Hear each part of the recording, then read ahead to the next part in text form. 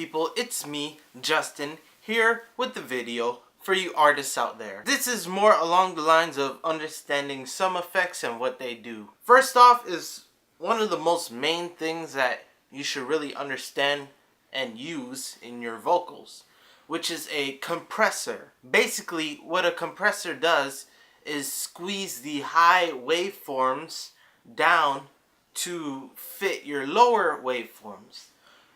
This sounds too techy, so let me go ahead and dumb it down.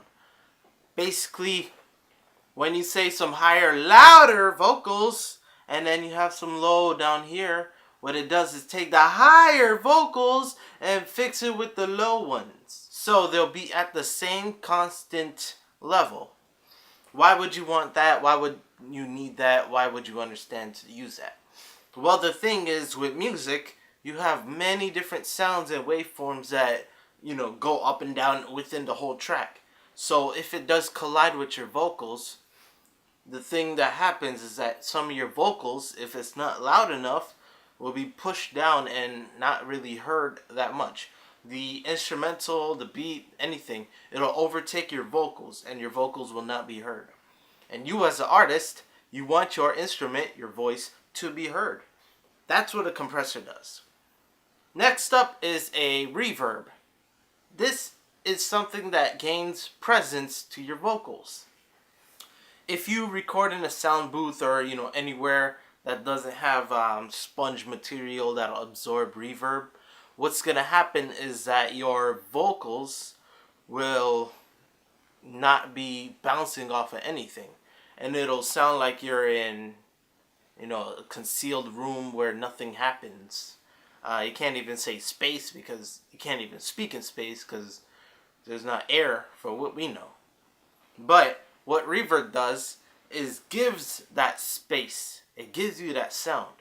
You want to sound like you're in a hall, even though you're recording in the corner of your room with sponge, go ahead. The reverb allows you to do that. What it does is generate a bounce.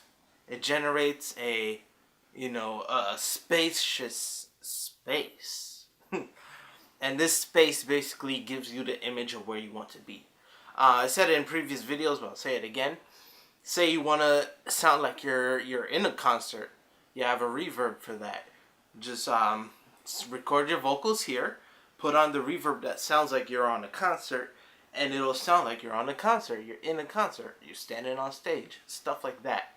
There's other places. There's like inside of a tank, behind the wall, in a cathedral, in a studio room. Regular reverb, any kind of reverb. But what this does is gives your song a presence, meaning it'll make it more realistic and better to hear. Next up is an effect called a delay. Also known as an echo, but mainly a delay.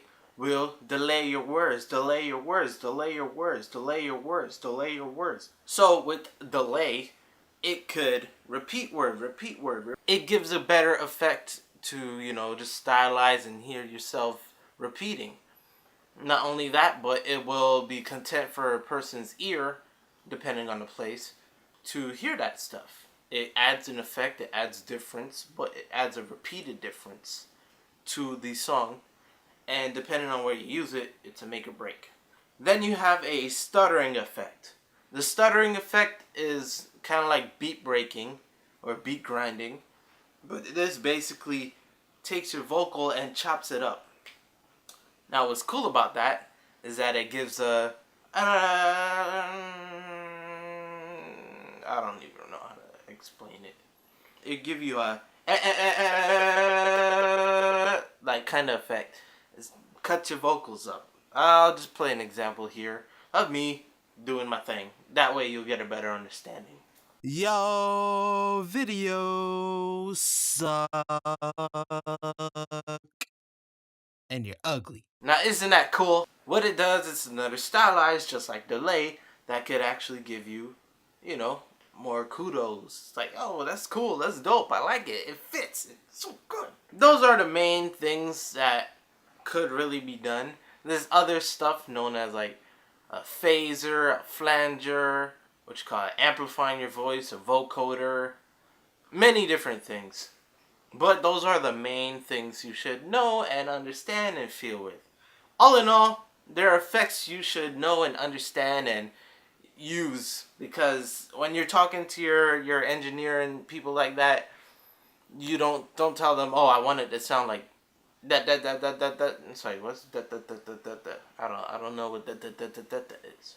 So use those terms, understand it, and practice it for yourself. If you have a DAW, it's all available to you. I know that for sure. Just go ahead, try them out, play with them, and you'll feel cool about it.